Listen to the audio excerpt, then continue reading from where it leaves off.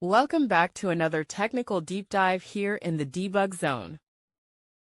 Today we're tackling a big question and breaking it down with insights from other users. Hopefully this clears up some misconceptions and helps you get the answer you need. So buckle up, stay a little curious, and let's jump right in.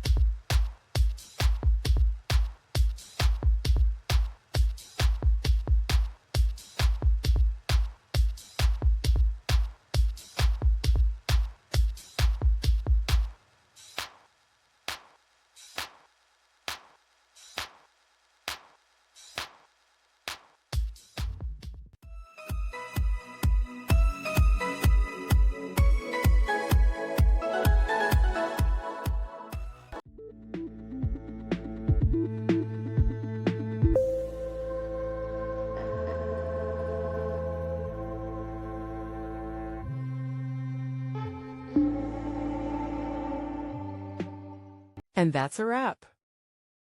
I hope you found the answer you were looking for. If you did, take a second to hit that subscribe button. It really helps out.